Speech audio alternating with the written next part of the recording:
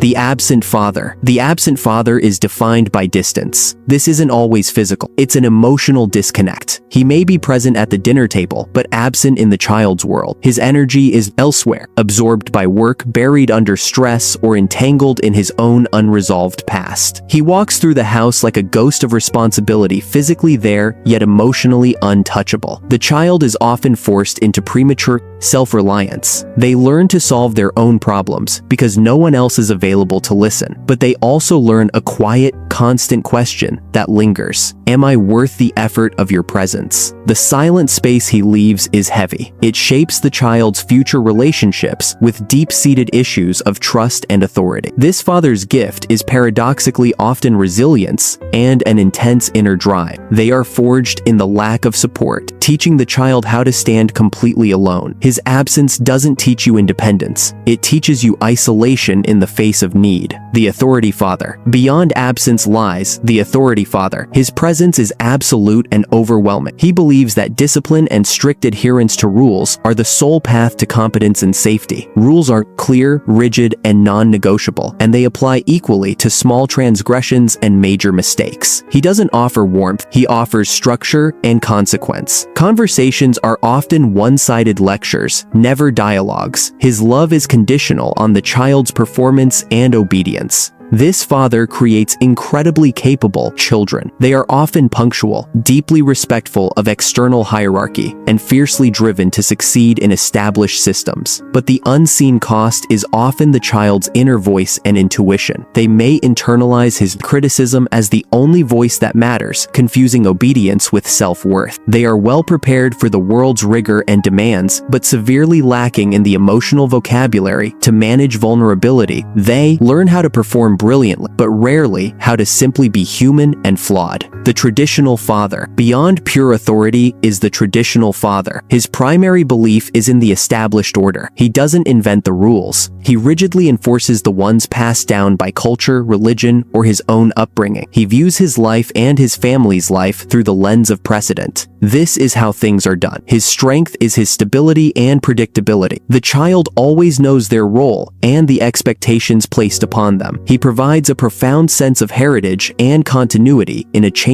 world. However, his rigidity is also his limitation. He can struggle intensely with novelty or change, often dismissing new ideas or different perspectives as simply wrong. His love feels safe, but it is often static. He prepares his children for the world he grew up in, but he might actively resist preparing them for the world that actually exists today, confusing the comfort of the familiar with the need for growth. The buddy father. The buddy father desperately wants to be your friend, blurring the fundamental lines of parenthood to avoid the heavy mantle of leadership. He's fun, he's cool, and he avoids all conflict and necessary confrontation. He seeks to erase the natural power dynamic of parenthood, sharing inappropriate secrets, or letting the child set all the rules. He builds his relationship on shared entertainment and low-stakes fun. This relationship is often easy, high energy, and free of the tension that comes from being held accountable. But the child ultimately lacks a firm protective boundary. They get a perpetual playmate, but they miss the essential figure of a guide who can say no. When real crises hit, when they need correction, tough love, or firm ethical instruction, they find a peer, not a pillar of stability. The buddy father gives fleeting freedom, but often fails to teach responsibility, self-control, or ethical gravity. He provides connection, but not the secure anchor a